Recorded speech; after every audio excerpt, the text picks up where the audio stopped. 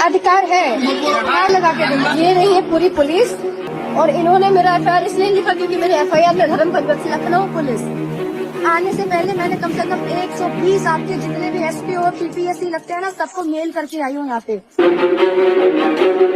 48 hours से ऊपर हो चुका है और आपके यहाँ से अभी तक मेरा मेडिकल नहीं हुआ है।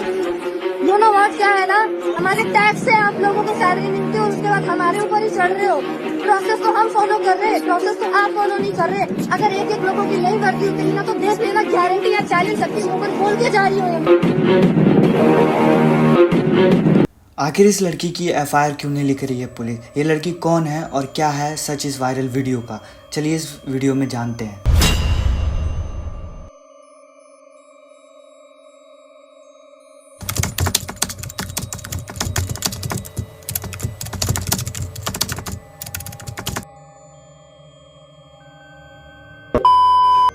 इस लड़की का नाम आकृति शर्मा है। ये लड़की अपने 7-8 साल इंडिया के बाहर ही थी जॉब के कारण।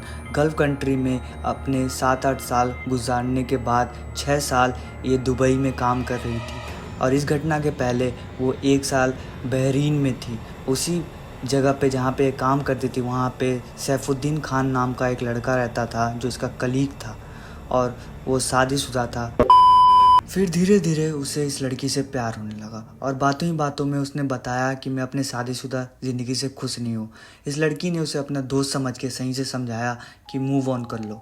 फिर इसने कहा अगर तुम मेरे जीवन में पहले आए रहती तो मैं तुमसे ही शादी करता। उसने क्लियरली कहा कि मेरे लाइफ में कोई और लड़का है, मैं किसी और को पसंद करती हूँ और ऐसा हो नहीं सकता। सैफुद्दीन एक साइको किस्म का लड़का था। वो ये बात सुनने के बाद उसके पीछे पड़ गया जब उस लड़की ने मना कर दिया। फिर भी उसके पीछे लग गया, उसे ट्रैप करने लगा, उसकी गलत फ़ोटोज़ वीडियोज़ उतारने लगा और ये कहने लगा कि मैं इसे वायरल कर दूंगा और उसे ब्लैकमेल करने लगा, उसके घर वालों को ब्लैकमेल करने लगा।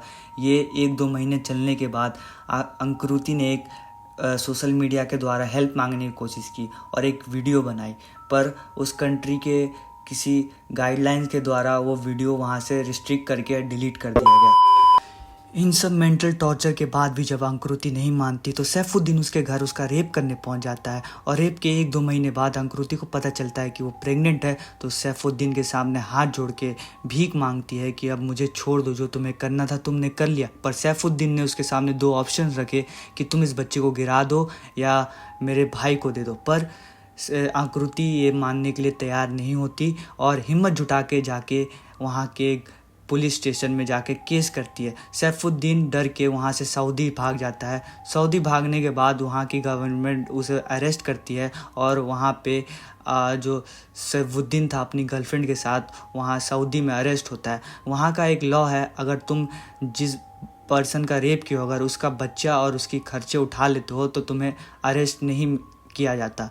तो फिर आकृति को पाकिस्तान से कॉल आने लगते हैं और केस वापस लेने के लिए और सैफुद्दीन से शादी करने के लिए प्रेशर बनाया जाता है। इतने मेंटल टॉर्चर के बाद वो बेचारी मान जाती है। पर अंकुरुति एक शादी से पहले एक शर्त रखती है कि वो शादी करेगी तो इंडिया जाके। पर सैफुद्दीन डर जाता है क्योंकि अगर अंकुरुति इंडिया चली गई तो उस पर केस कर सकती है और अरेस्ट हो जाएगा। तो सैफुद्दीन इंडिया जाने के लिए मना कर देता है और बोलता है शादी करना है तो यहीं पे करना पड़ेगा। और वो लोग फाइनली जाके शादी करते हैं। इतने टॉर्चर के बाद अंकुरुति शादी कर लेती है सैफुद्दीन से। सैफुद्दीन फिर वहाँ से सऊदी फिर भाग जाता है और भागने के बाद वहाँ से कभी कभार उसे पैसे भेज देता था। इतने मेंटल टॉर्चर और जो अंकुरुति प्रेग्नेंट थी इस कारण उसका तबीयत बहुत बिगड़ने लगा था। फाइनली उनको इंडिया जाना पड़ा इस चीज़ को लेके और जाते ही वहाँ पे सैफुद्दीन मुंबई ले जाता है और मुंबई के एक हॉस्पिटल में जहाँ पे वो पहले ही से प्लान करके रखता है कि वो उसका अबॉर्शन कराएगा, उसके 4.5 महीने के बच्चे को मार देगा और वो वैसा ही करता है। ले जाके इलीगल तरीके से अंकुरुति के बच्चे को 4.5 महीने के बच्चे को मार देता है। सावला हॉस्पिटल नाम के जगह पे उसे ले जाया गया। वहाँ पे इनलीगली तरीके से डॉक्टर श्रुति राय ने उसका बच्चे का अबॉर्शन किया और उसे 12 घंटे जानवरों की तरह ट्रीट किया और वो दर्द में रोती रह गई और चिल्लाती रह गई, लेकिन उसे कोई देखने नहीं आया ना कोई मिलने आया। फिर उसके बाद अंधेरी नाम की एक जगह पे ले जाया गया उसे और उसे 4 दिन तक बंद रखा गया। उसके बाद उसे और 3 डॉक्टरों से दिखाया गया जहाँ पे डॉक्टर ने कहा कि आपका जो अबॉर्शन हुआ है बहुत गलत तरीके से हुआ है। जो जितना भी पेल्विस है वो अभी भी आपके अंदर है। आपने जिसको दिखाया आप जाके फिर से उसी को दिखाए। फिर ये उस डॉक्टर कांटेक्ट करती है जिसका नाम श्रुति राय है। वो डॉक्टर बोलती है मैं आपको नहीं जानती, मेरे को आपसे कोई मतलब नहीं है। इंडिया आने के बाद कहीं गलती से अंकुरुति मुंह ना खोल दे सैफुद्दीन के खिलाफ। सैफुद्दीन ने पूरी ट्राई की उसे डराने का, उसको बंद कमरे में रखता था और वहाँ पे 3-4 लड़के भेजता था जो उसे डराते थे और ये धमकाते थे कि अभी तुम्हारा रेप हुआ कहाँ है, अभी तो हम करेंगे तो तुम चलने लायक भी नहीं रहोगे।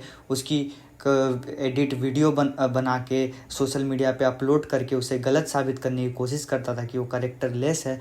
ऐसे बहुत सारी चीज़ें वो ट्राई करता था जिसके कारण अंकुरुति मुंह खुद से उसमें चीज़ों को एडिट करना और खुद से ही लोगों के सामने लेकर जाना। अब जैसे कि आप ये फ़ोटो अच्छी तरीके से आप देख सकते हो।